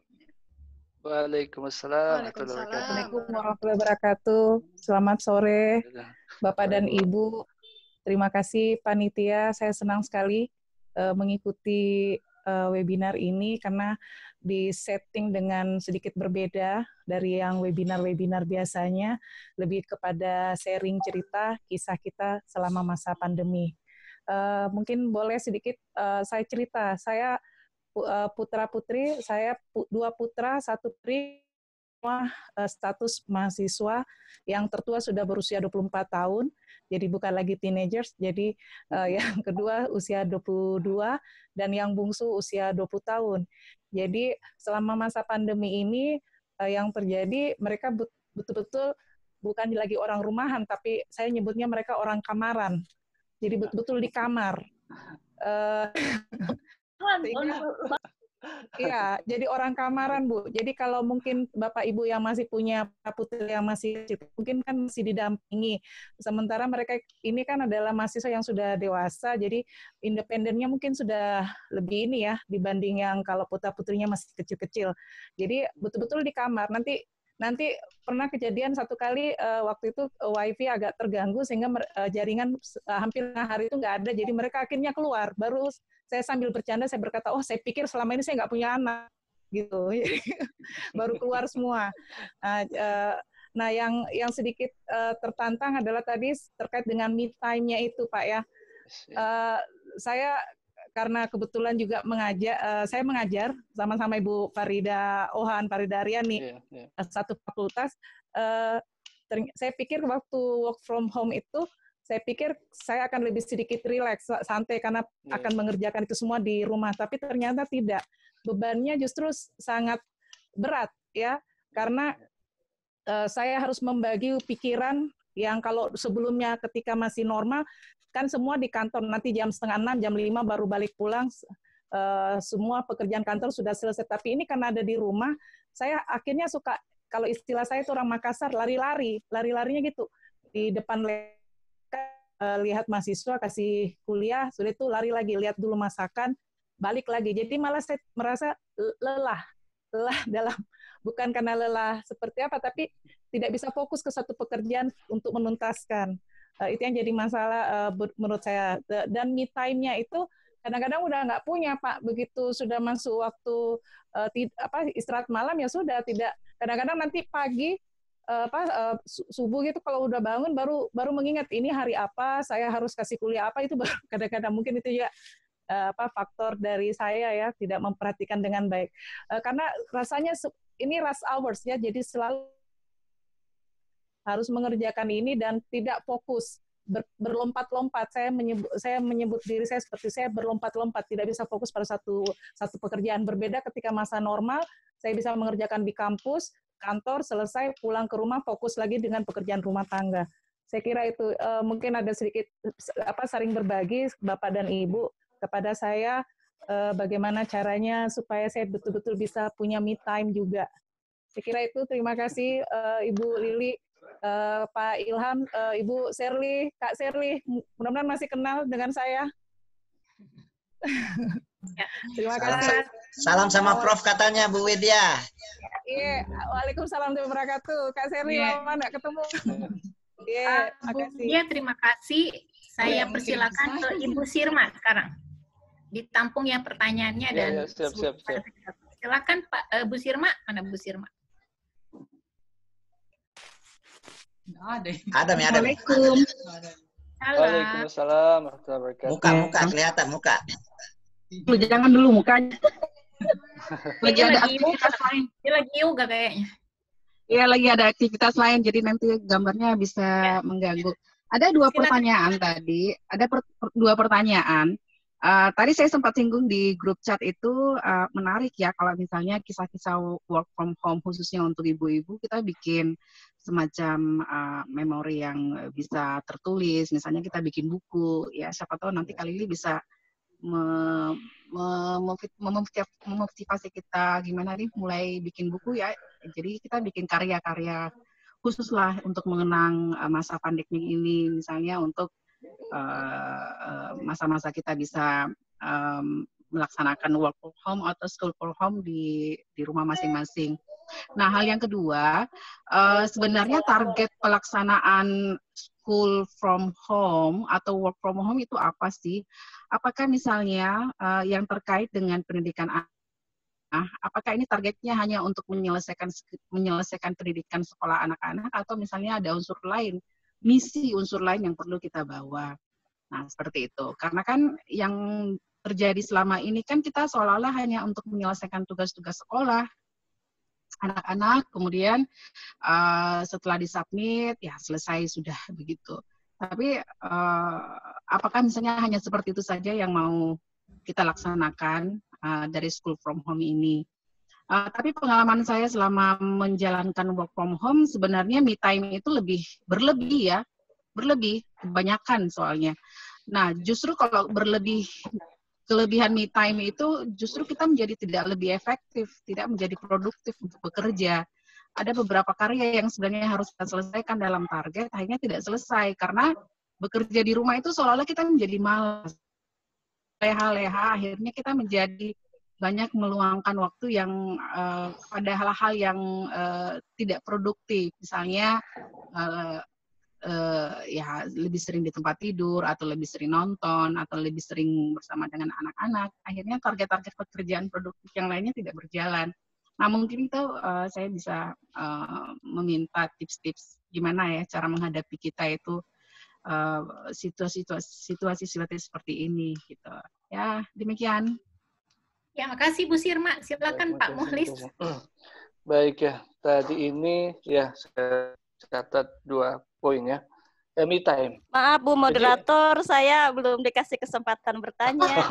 Lagi, oh sorry. Satu lagi ya. Maaf, saya ada itu saya raise my hand. Oh iya, betul. Silakan Bu Nita. Ini kesalahan dari saya nggak lihat. Mohon maaf. Oke, baik. Terima kasih Ibu Moderator atas kesempatan yang diberikan kepada saya. Menarik sekali mendengar share-nya pengalaman Bapak Ibu semua di work from home, study from home. Sangat menarik dan itu juga akan menjadikan semacam kita juga berbagi pengalaman. Kalau saya sih hanya punya 1 anak, kebetulan anak saya yang paling besar ada di NTT. Cuma ya itu, dengan kondisi sekarang tidak bisa berkunjung, rasa rindunya semakin membucah gitu ya. Terus anak saya juga sudah kuliah, baru tingkat 1 di Unhas. Ini mungkin ada beberapa pertanyaan, ada 2 pertanyaan yang ingin saya tanyakan untuk Pak Muhlis berhubungan dengan kondisi sekarang ini. Kita kan sekarang ini tidak tahu ya sampai kapan ini kondisi COVID ini bisa berjalan walaupun dikatakan new normal, sampai kapan kita bertahan dengan kondisi work from home. Pertanyaan saya ini karena ketidakmenentuan kondisi ini, persiapan mental apa sih yang sebenarnya harus kita siapkan supaya pada saat misalnya COVID mereda, otomatis kan kondisinya yang misalnya kita terkungkung selama mungkin 4-5 bulan di rumah, setelah itu kembali ke new normal, tanda kutip new normal. Nah, sebenarnya psikologis aspek fisik kejiwaan apa sih yang harus kita kesiapan mental apa yang harus kita siapkan pada saat menghadapi kondisi ketidakmenentuan ini dan pada saat menghadapi kondisi yang new normal. Itu pertanyaan yang pertama. Pertanyaan yang kedua itu berhubungan dengan anak saya. Kebetulan anak saya adalah dari mahasiswa teknik. Memang seperti yang dikatakan oleh Ibu Mila tadi, Ibu Widya tadi, bahwa karena sudah dewasa otomatis jarang sekali ketemu, jadi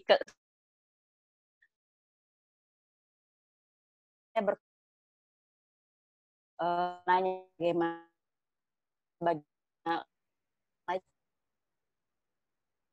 saya juga semester depan itu kita masih belajar daring online, jadi tidak ini.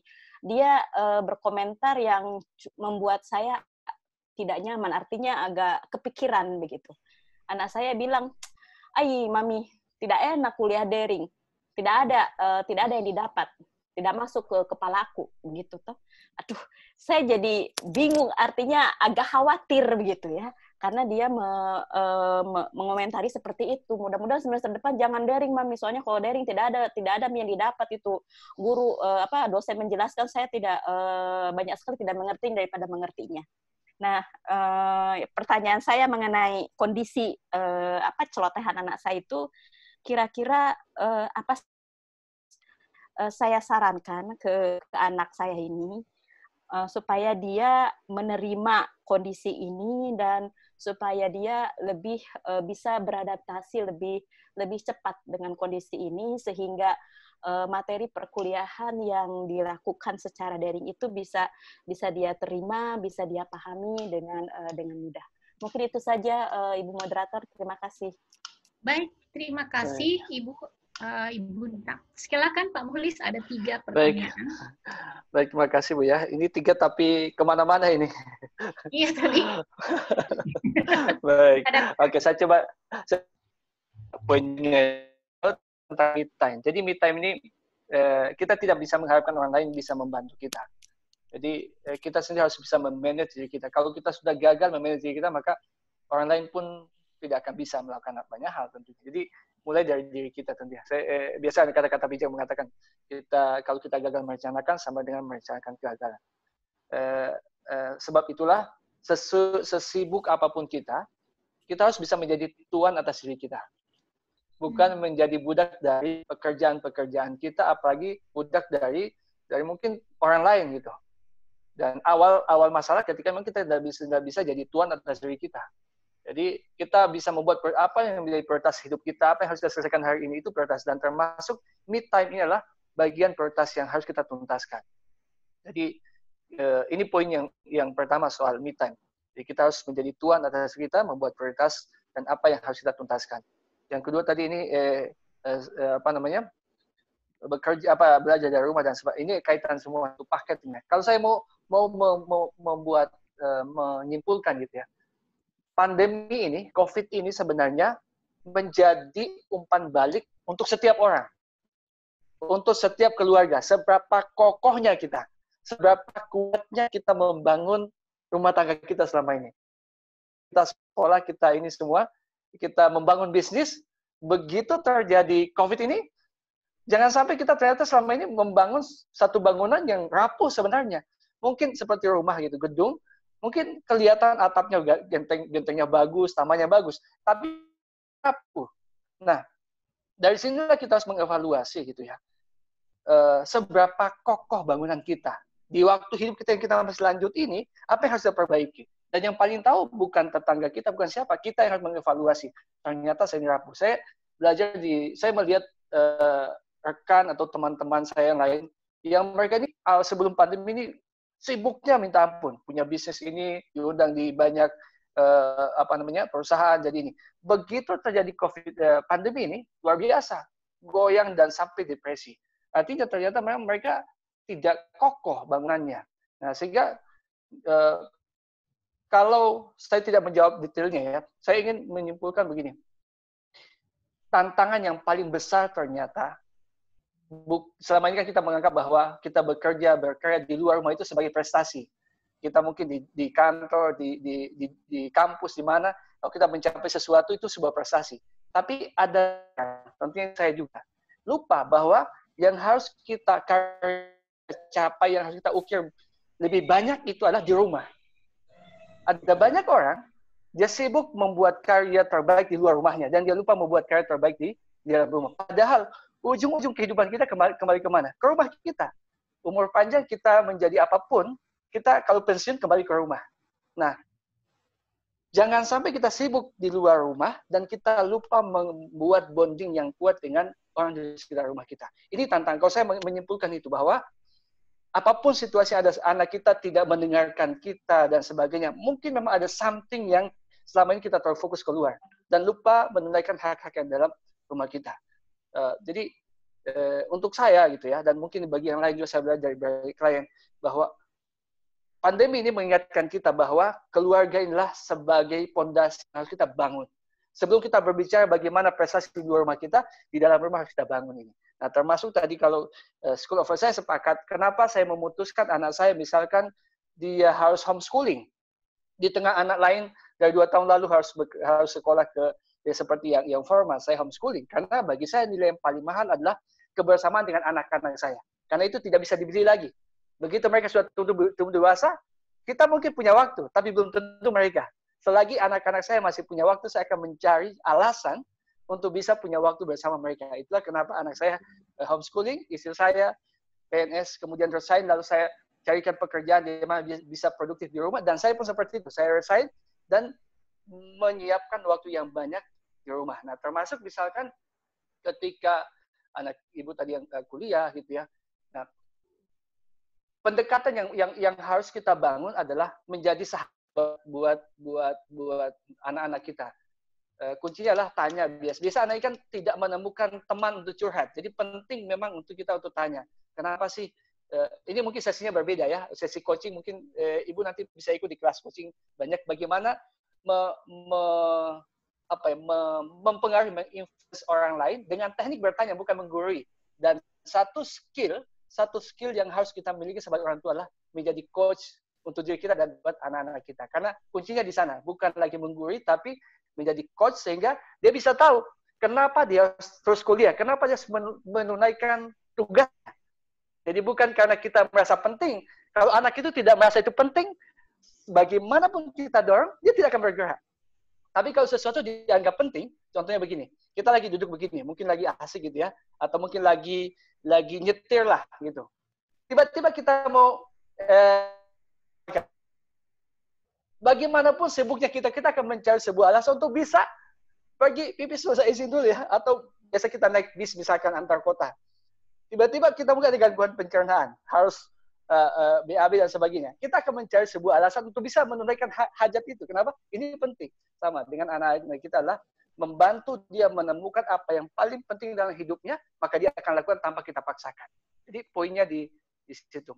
Bantu mereka menemukan hal yang paling penting, maka tanpa kita paksa mereka akan melakukan. Bahkan seperti cerita tadi ya, anaknya lebih dewasa daripada orang tuanya. Kenapa? Anak itu merasa bahwa ini penting buat dia, sekalipun orang tuanya mungkin tidak merasa itu penting. Begitu kesimpulan pertanyaan tadi. Iya, oke. Sayang sekali waktunya tuh sudah ada di batas yang paling akhir ya, setelah perpanjangan 15 menit. Banyak yang masih ingin bertanya, tapi teman-teman ini adalah hanya awal dari hubungan silaturahmi kita yang baru dengan Pak Mukhlis dan juga keluarga-keluarga lain di luar IKMA Sulsel. Dan bagi yang tertarik nanti bisa belajar lebih banyak dengan Pak Mukhlis. Pak Mukhlis boleh minta tolong nggak ditulis di ruang chat kontaknya ya, yang bisa ini tertarik untuk bertanya lebih jauh atau mau coaching, silakan Bapak, mungkin kami minta untuk menulisnya di ruang chatting. Dan saya kira cukup ya teman-teman, banyak hal yang bisa kita bawa pulang, kita renungkan kembali. Pertama adalah tolong jangan malu untuk menurunkan standar, karena ini memang situasi yang tidak normal dan kita semua tidak siap gitu ya. Jangan ragu untuk meminta tolong. Jangan ragu untuk mencari tahu dan mengenali diri sendiri. Me time perlu banget. Tapi yang tadi salah satu yang saya ingat sekali dari Pak Mukhlis, bahwa inilah masa di mana hal-hal yang dulu kita anggap bukan sesuatu yang berharga, menjadi hal yang paling berharga buat kita semua gitu ya. Dulu kesehatan kita mau begadang berhari-hari mengerjakan tugas, ada status, ada prestasi, posisi yang prestisius, tapi di hati anak kita nggak dapat juara gitu loh. Kita tidak juara di hati anak kita. 42 mahasiswa kita, 100 murid kita bangga sebagai kita guru teladan, dosen teladan, tapi di depan anak kita, ibu dan bapak yang sibuk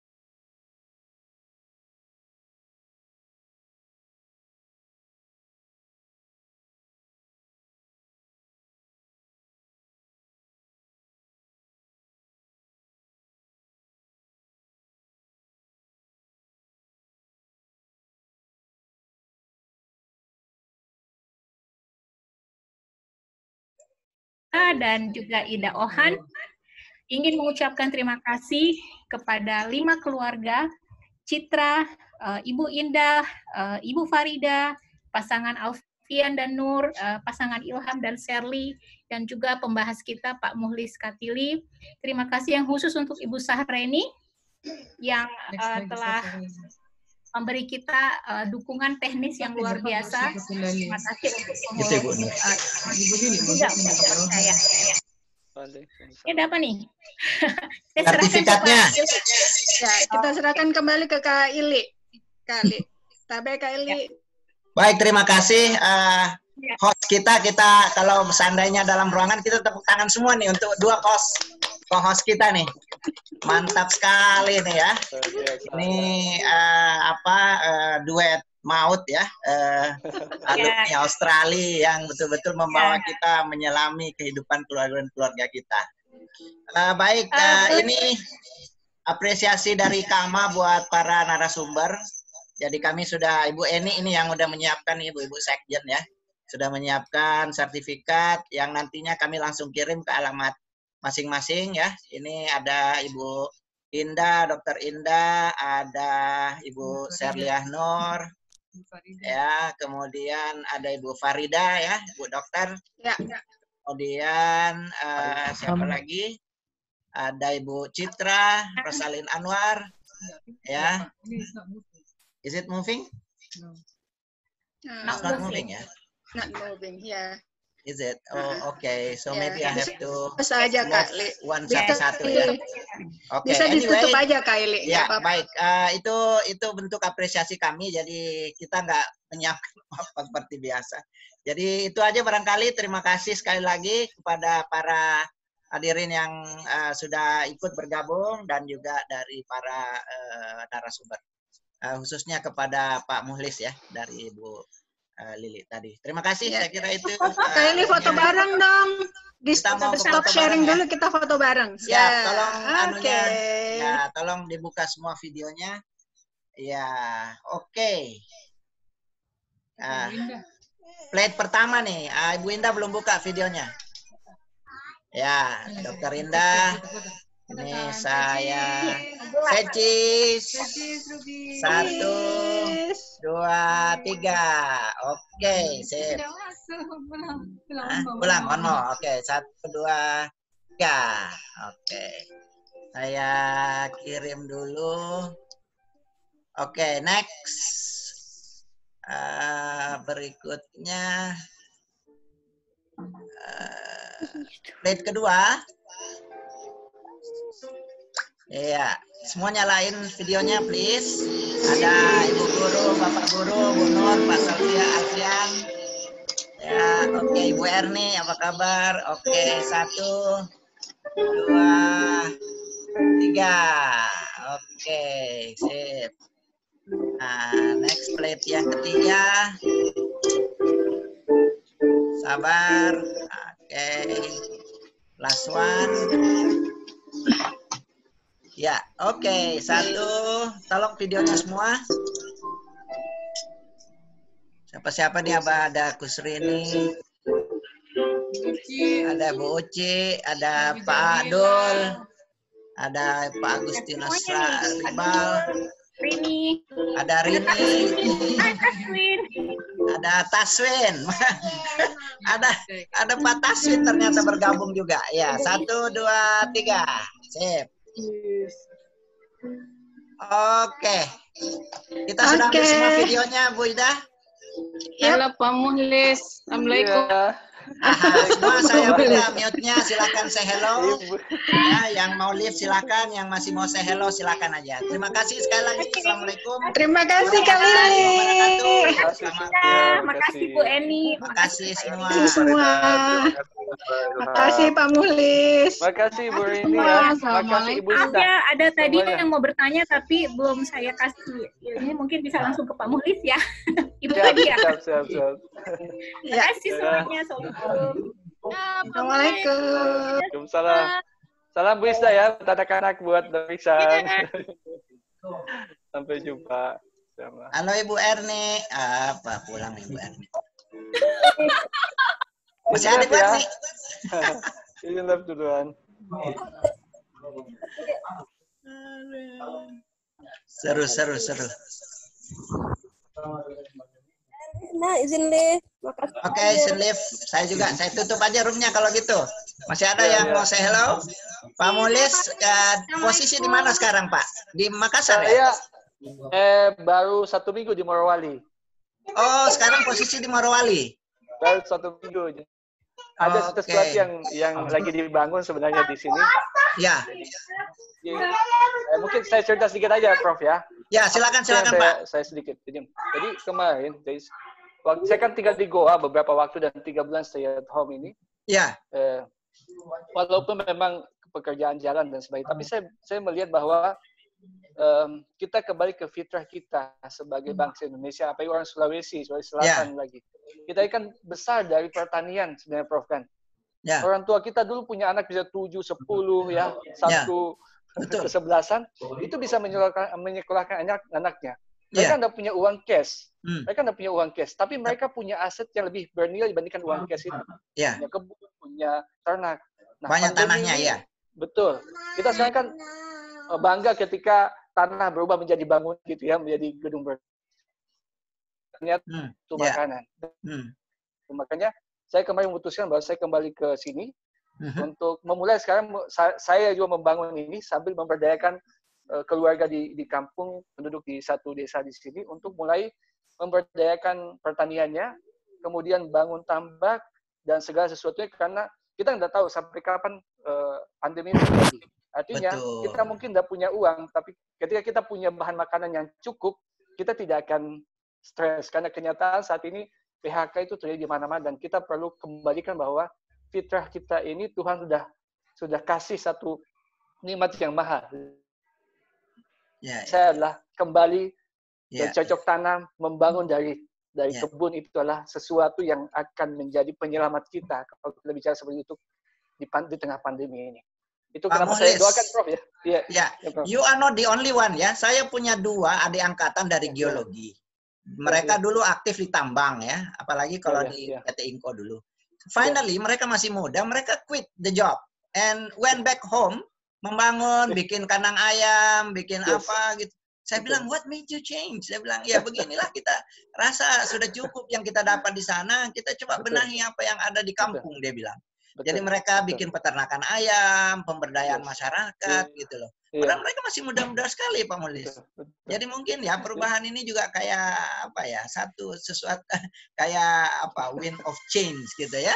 Wind of change. Ya, betul. Di sini ada Pak Bernard, saya lihat dari UNM. Luar biasa. Apa kabar, Pak? Alhamdulillah, Pak. Wah, sehat. Ini ada Pak Mulis nih. Kesempatan kita cerita-cerita, ternyata pengalamannya banyak sekali. Tadi dari CV-nya kita lihat, wah, certified trainers, most of the trainers ya.